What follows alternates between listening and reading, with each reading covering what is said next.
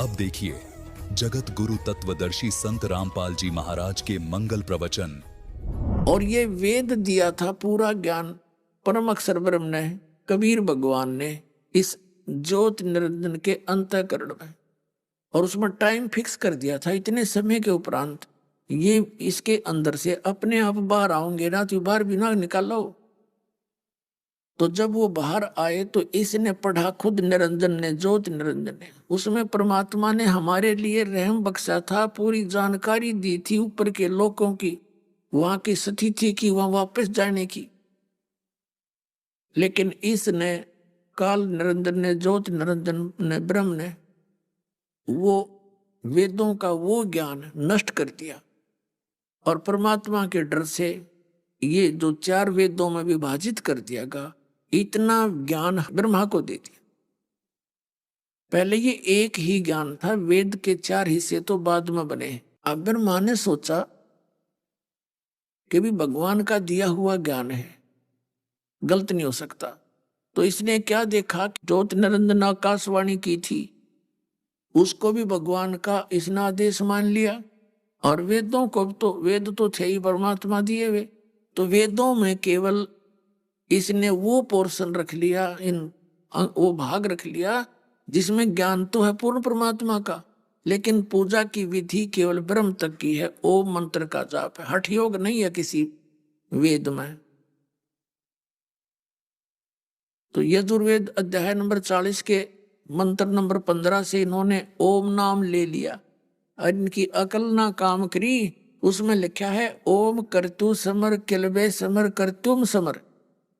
ओम नाम का जाप काम करते करते सेवन करो, और विशेष कसक के साथ सेवन करो। मनुष्य जीवन का मूल कर्तव्य जानकर परमात्मा के इस ओम नाम का जाप करो। इसका भाव ये है, लेकिन इनका तो काल ने जो प्रेरणा दे रखी, इसने जो प्रेशर डाल दिया, मिसगाइड करने थे, वो हठ योग पहले दे दिया इसने, उससे इसमें सिद्धियां आ गई। और फिर इसने दोबारा फिर ट्राई की कि मैं अब मेडिटेशन करूंगा, समाधि लगाऊंगा और परमात्मा को पाऊंगा। दुर्गा ने कहा, बेटा यदि तुझे तेरा पिता नहीं मिला तो क्या करेगा, फिर कहाँ जाएगा तू? तो उसने कहा, माता यदि पिता नहीं मिला ना, तो मैं तेरे सामने दोबारा नहीं आऊंगा, तेरे को शकल नहीं दिखाऊंगा। यूं कहकर निकल गया। इसने 4 युग तक एक एकांत स्थान पर जाकर हठ योग किया, साधना की। इसने प्रतिज्ञा कर रखी है, श्रीमद् भगवत गीता अध्याय नंबर 7 के श्लोक 24 और 25 में ये कह रहा है कि मैं अपनी योग माया से गुप्त रहता हूं, छुपा रहता हूं, मैं कभी किसी के सामने नहीं आता।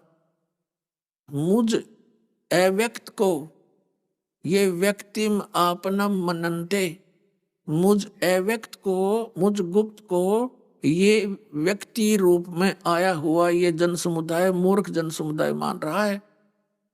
मुझे कृष्ण मान रहा होगा, मैं कृष्ण नहीं हूं। मैं अपनी योग माया से छुपा रहता हूं, मैं कभी किसी के सामने नहीं आता। ये मेरा अनुत्तम और अव्यय यानी अटल विधान है। ये मेरा कभी नाश न होने वाला विधान है कि मैं कभी किसी के सामने नहीं आता, गुप्त रहता हूं, छुपा रहता हूं। अव्यक्त माने छुपा रहना। अव्यक्त का अर्थ होता है जैसे सूर्य, बादल आ जाते हैं सूर्य के बीच में, और वो अव्यक्त हो जाता है, लेकिन है साकार रूप में विद्यमान है वो, और हमें वो दिखाई नहीं देता। तो ऐसे बताते हैं, जैसे सूरज के आगे बदरा, ऐसे कर्म छयारे, प्रेम की पवन करे चित मंजन, फिर झलके तेज नयारे। जैसे सूरज के आगे बादल, ऐसे हमारे कर्मों की छाया वो बीच में अड़गी। परमात्मा अव्यक्त है, वह विद्यमान है, हमें दिखाई नहीं देता। उसके लिए क्या बताया है, प्रेम की पवन करे चित मंजन, फिर झलके तेज नयारे। परमात्मा के प्रति जो प्यार जागेगा, और प्यार से ही परमात्मा मिलेगा। प्यार की एक ऐसी स्थिति आ जाती है, उसके अतिरिक्त कोई दूसरी वस्तु सुहाती नहीं जीव ने। तो वो स्थिति कब आवेगी? जब हम ज्ञान से परिपूर्ण हो जाएंगे और भक्ति के स्मरण से हमारे अंदर अंतःकरण के वो मैल के बादल हट जाएंगे। फिर परमात्मा के प्रति जरा सी बात भी चर्चा चलेगी, आंखों से आंसू आना शुरू हो जाएगा। तो फिर वो प्रेम की पवन करे चित मंजन। जैसे हवा तेज चलती है, बादलों को फेंक देती है एक तरफ और सूर्य साफ दिखाई देता है। तो ऐसे ये परमात्मा के इस भजन सुमन ध्यान और धर्म कर्म किया आंधी चलेगी और इन पाप कर्मों के बादलों को छांट देगी, तो फिर वो दिखाई देगा। तो इस प्रकार गीता जी अध्याय नंबर 11 के 32वें श्लोक में कहता, मैं काल हूं और सबका नाश करने के लिए अब प्रवृत्त हुआ हूं। श्री कृष्ण तो पहले ना विराजमान थे वहां पर। और 47-48 श्लोक में कहता 11वें अध्याय के में कि ये मेरा विराट रूप है, तेरे से पहले किसी ने नहीं देखा, आगे कोई नहीं देख सकता। और ना किसी वेदों में वर्णित विधि से, ना यज्ञ से, ना जप से, ना किसी प्रकार के तप से, ना कोई जप मंत्र से मेरी प्राप्ति नहीं हो सकती। अगर मां चल पड़ा, फिर लंगोट बांध गए, अब मैं प्राप्त करूंगा। बैठा रहा हूं आचार्य युग तक, कुछ नहीं दिखा, मारे गया माथा। तब इस काल ने कहा दुर्गा को आकाशवाणी की कि सृष्टि क्यों नहीं रच रहे तुम? तब इसने कहा दुर्गा ने कि तेरा ज्येष्ठ पुत्र तेरी खोज में लगा हुआ है, मेरी बात नहीं मानता, और हट करके चला गया। तो काल ने कहा, ज्योत निरंजन ने कहा कि उसको बुला ले वापस, मैं कभी दर्शन नहीं दूंगा उसको। तो दुर्गा ने क्या किया, अपने वचन से एक लड़की उत्पन्न की, उसका नाम गायत्री रखा और कहा बेटी तू जा, ब्रह्मा को उठा के ला, उसको कहना कि तेरे बिना सृष्टि रचना हो नहीं रही और आपको माता ने बुलाया है। तो वहां पहुंची गायत्री, जाके खड़ी होगी, आवाज लगाई, वो उठा नहीं, समाधिस्थ था। तब उसने दुर्गा से वहीं से टेलीफोन पर बात की। अब टेलीफोन पुण्यात्मा ऐसा नहीं, वहां पर आत्मा ही वहां टेलीफोन का काम करती है। तो दुर्गा से कनेक्शन जोड़ा। दुर्गा जी ने कहा कि ऐसे कर, तो इसके चरण छू दे और ये अपने आप समाधि टूट जाएगी। अब गायत्री ने उसके चरण छू दिए, एकदम उसको करंट सा लगा और एकदम उठा। सामने देखा एक युवा लड़की को, उसके मन में क्रोध आया और कहा तू कौन कुलटा है, कौन पापनी है, तू मेरे धर्म को खराब करने के लिए यहाँ आ गई है, तूने मेरी समाधि भंग कर दी है, मैं तुझे श्राप देता हूँ। पुण्यात्माओं ये तो ततये हैं, ततये माड़ा सा छेड़ देने का श्राप दे दे एक दूसरे ने। नारद पहले तो हाथ जोड़े बैठा था विष्णु का के मैंने आपका रूप दे दे, आपका रूप दे दे हैं, और जब वो थोड़ी सी गड़बड़ी होगी तो श्राप दे दिया, डंक मार दिया। यही से ऋषि से महर्षि से ये भगवान है, इनके अनुकूल वर्त तो ये राज्य रहे, और इनके एक भी प्रतिकूल बात हो जाती है डंक मार दे।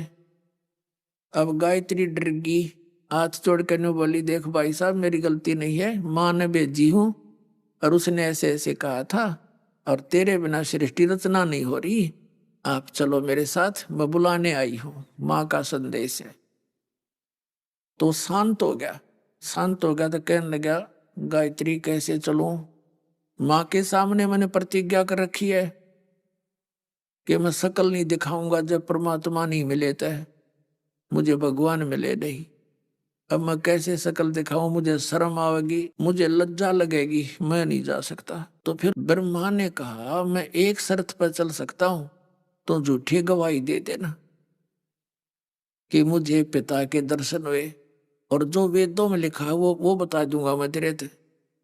ऐसे ऐसे कह दिए कि मेरे सामने आए, मनुष्य दृश्य हैं और सुंदर शरीर है, बहुत तेजो में शरीर है, तीनों बता दिए। वह कहने लगी क्यों मैं क्यों झूठ बोलूं, पाप की भागी बनूं। तो कहने लगा मैं तो ना चलूं, फिर मैं तो नहीं चल सकता। तो उधर से माँ का दबाव था। उस लड़की ने कहा कि एक काम करूंगी। उसने सोचा लड़की ने, मैं जाकर कह दूं, झूठ बोल दूं, यूं कह दे इसने आप पे बनाई है बात। तो उसने उसको भी ब्लैकमेल करने के लिए स्कीम बनाई। तो गायत्री ने कहा कि तू मेरे साथ जो है रति कर, तब मैं तेरी झूठी गवाही दूंगी। ब्रह्मा को और विकल्प कोई दिखा नहीं, वापस आने का, खिसियानी बिल्ली होगी वो। तब उसने उसके साथ, गायत्री के साथ रति की, सेक्स किया।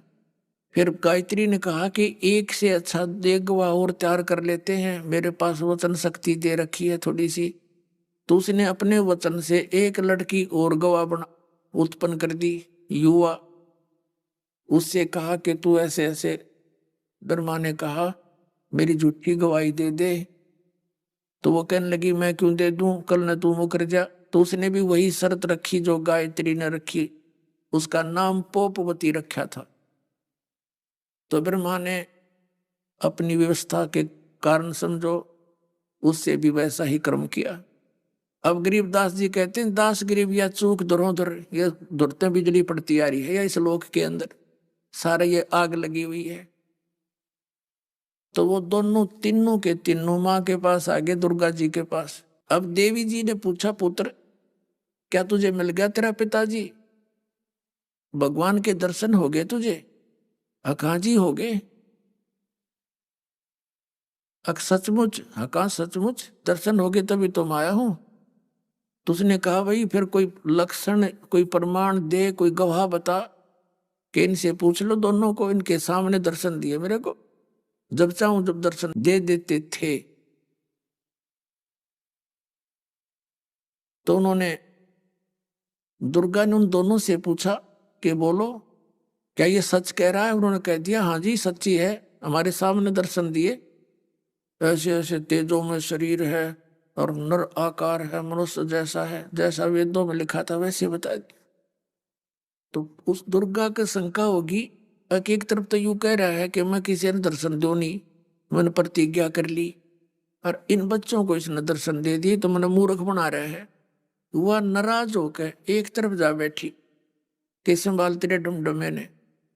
एक तरफ तो कहता मैं दर्शन नहीं दूर, इनको दर्शन दे दिया अपने बच्चों को। तब आकाशवाणी की काल ने वो केवल दुर्गा जी को सुनाई दी। उसने कहा ये तीनों झूठ बोले हैं और इन्होंने आप पर बकवाद गढ़ रखी है, मैंने दर्शन नहीं दिए। आकाशवाणी सुनकर वह आई डंडा लेकर। अब जैसे पहले तो आदमी स्वभाव को पूछा करे पुलिस वाले ना, जब दिखे उनको ये तसल्ली हो जाए कि ये झूठे हैं और झूठ बोल रहे हैं, फिर डंडा लेकर आया करे, फिर कह सच्ची बता, फिर वो तुरंत बता देते कहाँ ये बात बिगड़ेगी। तो ऐसे दुर्गा जब आई कि निकम्मो तुम झूठ बोलते हो, मुझे आकाशवाणी हुई है, परमात्मा ने तुझे कोई दर्शन नहीं दिए। हंसन लग गया ब्रह्मा। तो कहने लगा माता सचमुच हमें दर्शन नहीं दी मिले हुए और हमने झूठ बोल दी तीनों ने मिलके। मुझे शर्म लगे थी वापस आने में, मैं आ नहीं पा रहा था और भगवान का दर्शन नहीं हो रहा था। तो इन दोनों तीनों ने, हम सब ने मिलकर यह झूठ बोल दी। तब दुर्गा ने श्राप दे दिया ब्रह्मा को कि तेरी पूजा जग में नहीं होगी नालायक, और तेरे वंशज तेरे जैसे झूठे होंगे, वेदों को पढ़ेंगे समझ सके नहीं, गिर बकवाद गढ़ा करेंगे, नरी झूठी बोला करेंगे ब्राह्मण। अब इस बात ने सुनकर बेहोश हो गया ब्रह्मा। अब बहुत बात बिगड़ गया तकती। उन दोनों को श्राप दे दिया, गायत्री को श्राप दे दिया कि तेरे तू गाय रूप में जन्म लेगी और तेरे कई कई बैलपति होंगे। पोपवती को श्राप दे दिया कि तू एक जड़ी बनेगी जो गंदगी में उत्पन्न हुआ करेगी, तो किसी काम में नहीं आवेगी। तो इस प्रकार उन तीनों को श्राप दे दिया। और दुर्गा एकांत स्थान पर चली गई। फिर आकाशवाणी की उस ज्योत निरंजन काल ने के दुर्गा तू यहाँ की करता नहीं है, तू मेरी नौकरानी है। तूने कैसे श्राप दे दिया उन बच्चों को, अब मैं तुझे श्राप देता हूं। यह मेरा नियम है कि यदि कोई किसी को दुखी करेगा उसको भी दंड भोगना पड़ेगा। अब दुर्गा को श्राप दे दिया कि द्वापर युग में तू द्रौपदी बनेगी और तेरे 5 खसम होंगे। अब दुर्गा रोने लगी बैठ के, कहने लगी एक तरफ तो मुझसे नु कह तू यू काम कर दे, और मैंने बच्चों को थोड़ा सा धमका दिया तो तूने ऐसा जुल्म कर दिया। ज्योत निरंजन मैंने अपने पैर में आप कुहाड़ा मार लिया, अब तू कितना नाच नचा ले, मैंने नाचना पड़ेगा। अब ये भी महादुखी है, दुर्गा भी यहाँ पर सुखी नहीं है बिल्कुल भी। यहाँ सुखी कोई चीज नहीं, कोई वस्तु नहीं सुख की। अब दुर्गा जी यानी देवी जी फिर पहुंची विष्णु जी के लोक में, और विष्णु जी से कहा बेटा कि तू अभी अपने पिता की खोज कर ले, कहीं फिर सृष्टि स्टार्ट होए तुम बीच में समाधि लाला बैठो। अब जा तू भी खोज कर ले अपने पिता की किते जाके। अब विष्णु जी चल पड़े, वो चला गया शेषनाग के लोक में।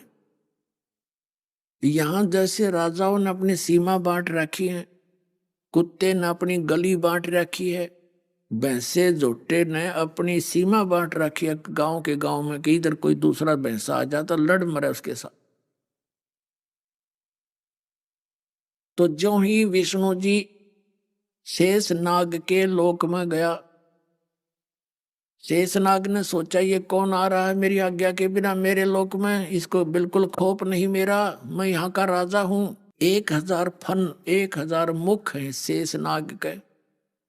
उसने दूर से उसको सतर्क करने के लिए कि आगे मत बढ़ जाना, 1000 फनों से विष की पिचकारी छोड़ दी, फुहारे छोड़ दिए। धुंध सी होगी विष्णु के चारों तरफ, और जब वो धुंध सी हटी तो देखा विष्णु जी ने उसका कति लीला रंग हो गया, काला। अब उसने देखा कि शेषनाग इस कीड़े ने दे मेरा हुलिया बिगाड़ दिया, मुझे काला बना दिया कति। तो विष्णु जी ने सोचा ला इस नाग ना मारूं पहले थे। अब काल ने सोचा ये लड़का मरेंगे ही। तब आकाशवाणी की कि विष्णु अभी तू इसको कुछ मत कहना, इसका बदला तुझे मैं दिलवाऊंगा द्वापर युग में। उस समय ये काली दय में होगा और तेरा वहां श्री कृष्ण रूप में जन्म होगा, तब तू इसका बदला ले लिए। अब ऐसे लड़दड़ मरोगे तो ये सृष्टि कैसे चलेगी, तू वापस चला जा, अपनी मां को बता दे साफ साफ, और कहीं भटक ले, मैं किसी को दर्शन नहीं देता, मैं कभी किसी क्रिया से दर्शन नहीं दूंगा। और आकाशवाणी में काल ने कहा यदि तने झूठ बोल दी तो तेरी दशा भी ब्रह्मा जैसी हो जाएगी। तो वापस आया, मां ने पूछा बेटा भगवान मिल गया तुझे? अगर नहीं माता, मुझे परमात्मा नहीं मिला। तो उसने सीने से लगा लिया दुर्गा ने, अग बेटा तो सतवादी है, तेरे को मैं एक विशेष डिपार्टमेंट दूंगी, ये सतिथि यानी यहाँ के पालन और पोषण की, और तेरी खूब पूजा होगी। अब फिर गई वो शंकर भगवान के पास, तीसरे पुत्र के पास। उससे कहा बेटा अब तू भी कर ले ट्राई अपने पिता के ढूंढन की, तेरे 2 भाइयों को तो मिला नहीं बड़ों को, अब तू कर ले कोशिश, कदे फिर समाधि ला कर बैठ जा बीच में। तब इसने कहा कि माता जब मेरे दोनों भाइयों को ही नहीं मिला तो मैं तो ट्राई ये नहीं करता, फिर क्या फायदा शर्मारण की। लेकिन माता मुझे एक वरदान दे दे। दुर्गा ने कहा बोल पुत्र। भगवान शंकर ने कहा कि मेरी आयु मुझे अमर कर दे मां, मैं कदे नहीं मरूं। अब दुर्गा कहने लगी बेटा ये नहीं हो सकता, यहाँ का नियम है जो जन्मेगा वो मरेगा उससे का बेटा, ये नहीं कर सकती, हमारे पावर से बाहर है। तो कहने लगी मैं तुझे एक ऐसी विधि बता दूंगी जिससे तेरी उम्र सबसे लंबी हो जाएगी। तो भगवान शंकर ने कहा यही दया कर दो। तो दुर्गा ने कहा कि तू ज्यादा योग अभ्यास किया कर और अपने श्वास को इतना सूक्ष्म कर ले, काफी समय तक इसको तू रोकने का अभ्यास कर ले, इससे तेरी आयु लंबी हो जाएगी। क्योंकि सबकी यहाँ पर श्वासों से गिनती है, श्वासों से जीवन बना रखा है। तो शंकर भगवान ने ये स्वीकार कर लिया। उसके बाद इन तीनों का अब आप देखते हो ज्यादातर शंकर भगवान को आप समाधि में ही देखते हो, यानी अपने योग में ही लगा रहता है। और उठता जब उपद्रव कर देता है, उठता कौन है, उठावा फिर काल इसने रिमोट से एकदम प्रेरणा करता है, फिर इसके अंदर ऐसा भूचाल सा आता है, ये तो कठपुतली हम सारे इस काल के हाथों में, तब ये प्रलय करता है।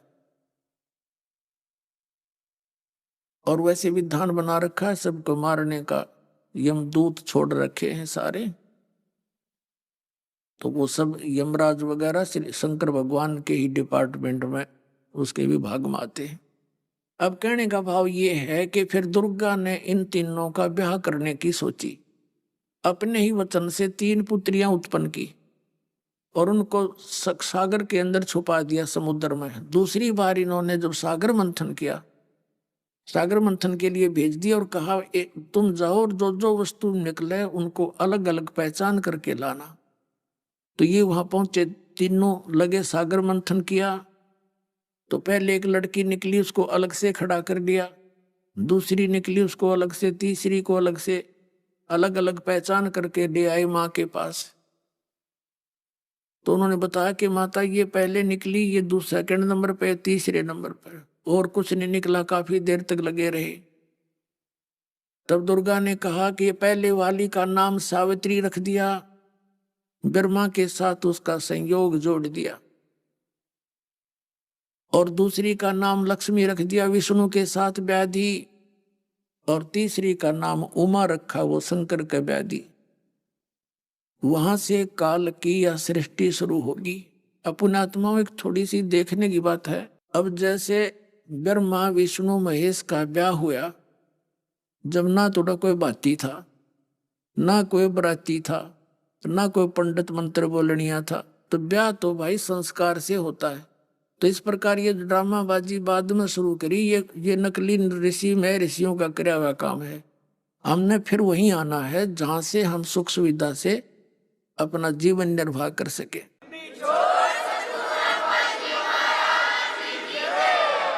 अब क्या होता है, यहां से फिर काल की सृष्टि शुरू होगी और फिर हम यहां इस काल के जाल में फंस गए।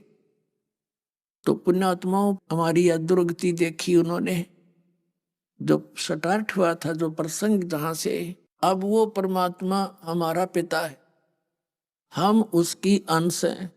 काल ने हमें अपने जाल में फंसा लिया, अब हम अपनी गलती से फंसे, इसके ऊपर आसक्त हो गए। अब ये बीमारी हमारे अब भी है, वहीं से लगी थी कि जैसे कोई हीरो या हीरोइन, यानी फिल्मी नेता या अभिनेत्री, अभिनेता या अभिनेत्री, जिनको ये बच्चे फिल्मों में देखकर बड़े आसक्त होते हैं, वो तो अपनी रोजी रोटी के लिए चटक मटक अटपट करते हैं, और वो नौकइयो मेरा फेवरेट हीरो है या मेरी फेवरेट हीरोइन है, वो टट्टू फेवरेट है, तुम नटिंडे देंगे बताओ, अपनी रोजी रोटी कमाओ और हम वहां डले डोए। अब कोई एक उन बच्चों ने जो देख रखे फिल्म बकवाद करते, यहाँ आ जा बरुआला में देखे युवा बच्चों की लड़के और लड़कियां जाएंगी देखो, इतनी सारे दिन धक्के खाए जा हैं, धूलम धूल, और 1 किलोमीटर दूर तो वो खड़ा वो खड़ी है, न्यू देख कर सामने फिर धक्के खा के वापस आ जा। क्या मिला उस बकवादों से? तो इनके बस की बात नहीं, ये हम वहां से बुराई लगी थी अब जो परमात्मा का ये नाम है, जाप है, विधि है, जो मंत्र दास आपको देगा, ये एंटीबायोटिक है इसका, इसको खत्म कर देगा धीरे धीरे। अपने परमात्मा के अतिरिक्त यहाँ की कोई बकवास नहीं सुनावेगी। वो परमात्मा हमारे लिए कितना दुखी है, यहाँ हमें क्या बुरा हाल हमारा कर रखा है इस काल ने। ये जीवन का जीवन है, जीव का कुत्ते गधे बना के, सूअर बना के क्या दुर्गति कर रखी। और मनुष्य जीवन में कौन सा सुखी है बता दो, हाथ खड़ा करके। चाहे राष्ट्रपति तक कह दो मैं सुखी हूं, अगले दिन ना जाने के बिजली गिर जाए उसके घर में और पूरा कहर टूट जाए, स्वयं भी मारा जावे। तो यहाँ कोई जीवन है? तो परमात्मा ने पुण्यात्माओं स्वयं आकर के ये ज्ञान बताया था सृष्टि रचना का, और हमें याद दिला कि तुम यहाँ के रहने वाले नहीं हो, ये कोई रहने का स्थान नहीं है। चल हंसा सतलोक हमारे, छोड़ो ये संसारा हो।